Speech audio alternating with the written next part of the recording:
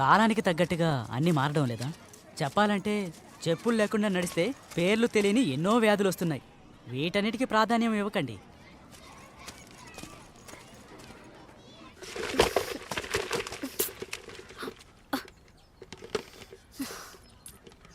స్వామి శరణం అయ్యప్ప.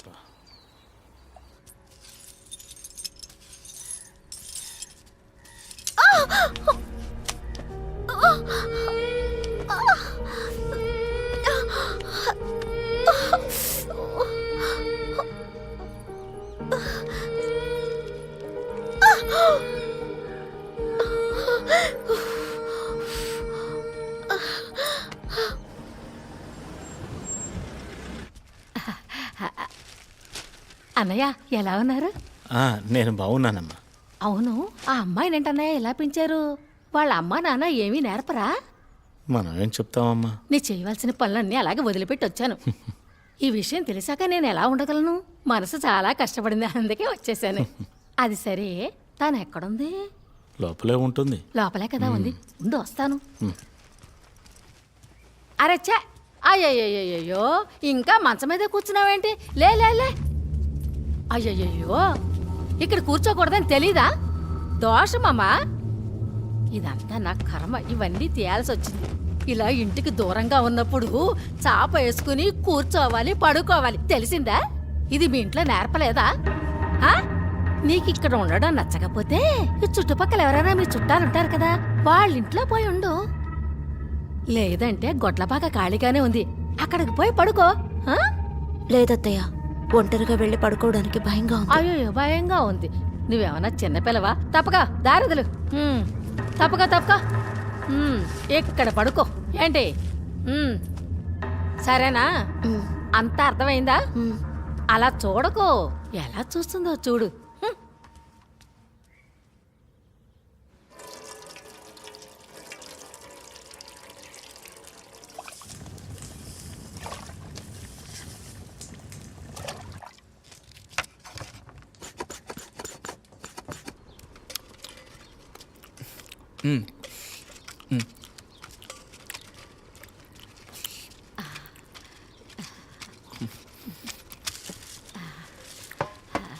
ఏంటయ్యా ఇంకా కూరేసుకోలేదు?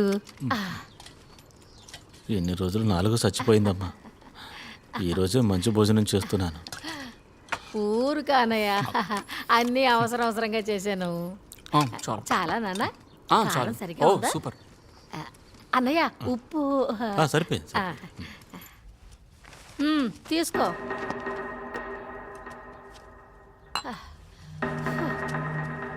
తినేశాక ప్లేట్ కడిగి ఇక్కడే బోర్లించి పెట్టుకో, బయటికి రావద్దు. తర్వాత సాములు బయటికి వెళ్ళేటప్పుడు వచ్చేటప్పుడు చూడకూడదు, చూడకుండా ఉండాలి. ఏంటి, అర్థమైందా? నన్నే చూస్తావేంటి? తినమ్మా. ఏం పిల్ల, తిను.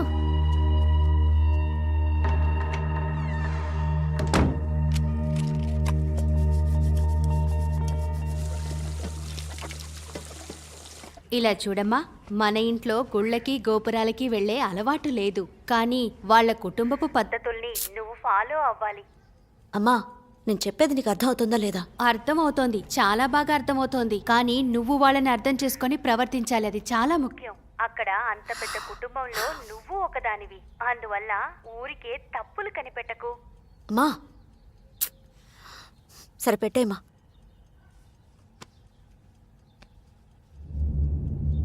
ఇక్కడ పెద్ద గొడవ జరుగుతోంది. లాక్డౌన్ వల్ల అందరు ఇక్కడ గొడవ పడుతున్నారు. అసలు దీని అంతటికీ కారణం ఎవరనుకుంటున్నారు? ప్రతి పౌరుడికి దీని గురించి తెలుసుకోవాల్సిన హక్కు ఉంది. అసలు దీనివల్ల వచ్చే సమస్య ఏమిటి? ప్రభుత్వం కూడా సపోర్ట్ చేస్తోంది, ప్రజలు కూడా దీన్ని ఆదరిస్తున్నారు. ఆడవాళ్ళలో కొంతమంది దీనికి సపోర్ట్ చేస్తున్నారు. అలాంటప్పుడు ఇంకా గొడవ పట్టం ఎందుకు? నిన్న జరిగిన గొడవల్లో 4-5 ఆడవాళ్ళు గాయపడ్డారు. ఇలాంటి సమయంలో నీ బట్టలతో కలిపి ఇంకోళ్ళ బట్టలు కలపకూడదు. ప్యాడ్లన్నీ అంటించేసాయి, ఎక్కడ పడితే అక్కడ పడేయకూడదు. దేవుడికి మన మీద కోపం రాకూడదు కదా. రేపు నీకు బిడ్డ పుట్టాలి, మరి జాగ్రత్తగా ఉండు. ఏంటి, అర్థమైందా?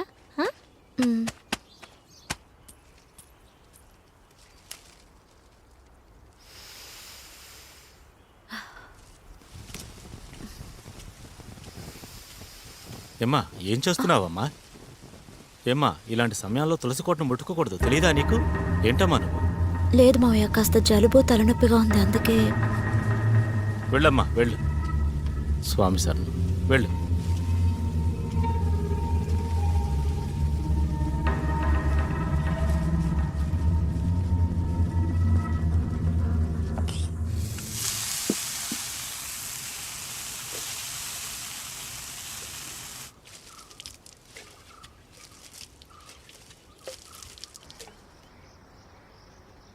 ఓం ఓం. అమ్మా ఏమనుకోవద్దు, ఓ 500 రూపాయలు ఇవ్వగలరా? ఆ, సరే అక్క, కానీ ఇప్పుడు నేను ఇంట్లో ఏది ముట్టుకోలేను. ఆ రూమ్ టేబుల్లో పర్స్ ఉంది, మీరే వెళ్ళి తీసుకోండి. సరేనమ్మా.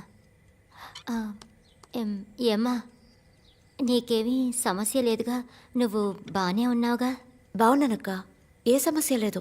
మీరు తీసుకోండి, అక్కడుంది. వస్తాను.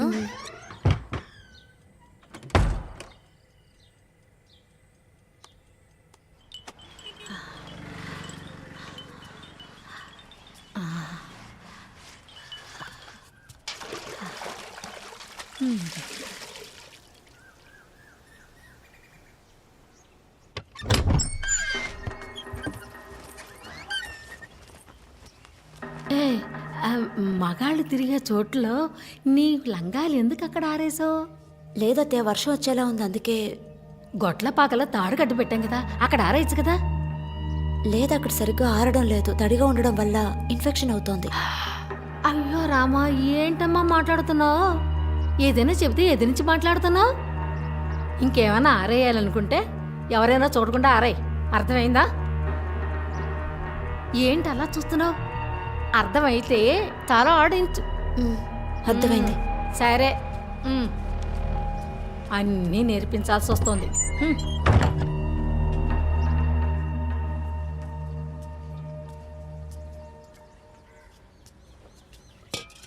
అక్కా అక్కా అక్కా, ఏంటి మంజు, నేను ఇక్కడ లోపలున్నాను. నేను మీకు ఒకటి చూపించాలి. ఏంటది? నేను శబరిమలకి మాల వేసుకున్నాను, అదే మీకు చూపించాలి. అయ్యో మంజు, నువ్వు లోపలికి రావద్దు. ఎందుకు నక్క నన్ను లోపలికి రావద్దన్నారు? అదేం లేదమ్మా, నువ్వు మాల వేసుకున్నావు, నువ్వు స్వామివి, నన్ను చూడకూడదు. ఎవరు చెప్పారు? స్వామి వచ్చి చెప్పారా? స్వామికి అందరూ ఒకటే కదక్క. అయితే నేను మిమ్మల్ని చూడొచ్చు కదా. నేను మీకోసం ఒకటి తీసుకొచ్చాను. జాంకాయలు మా ఇంటి చెట్టుకి కాసాయి, బాగా టేస్టీగా ఉంటాయి, తీసుకోండి. మీకు ఇష్టమే కదక్క. నువ్వు ఎప్పుడూ ఇలాగే ఉండవు, ఎవరి కోసం దేనికోసం ఎప్పటికీ మారద్దు. సరే అక్క, నేను వెళ్ళొస్తాను, రేపు కలుద్దాం.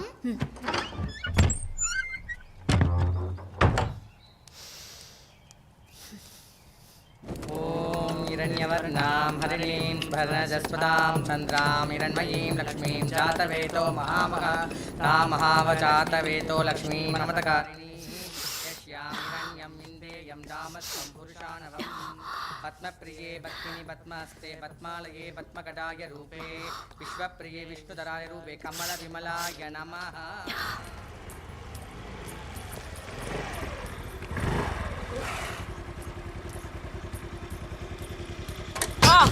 అయ్యో, ఏమండి? ఏమండి? లేవండి, లేవండి. బుద్ధి లేదు, ఇలాంటి టైంలో స్వామిని ముట్టుకోకూడదని తెలీదు.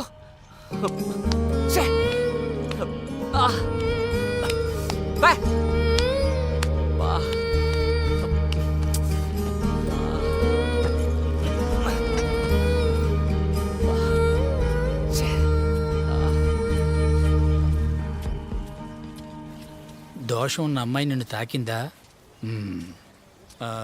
మైల పోవాలంటే పశువు పచ్చిపేడను మింగాలి, గోవు నీరుడు తాగాలి, ఇవన్నీ చెయ్యాలి. పర్వాలేదు, కావాలంటే నీటిలో పసుపుని కలిపి తలపై జల్లుకో, మైలంతా సరిపోతుంది.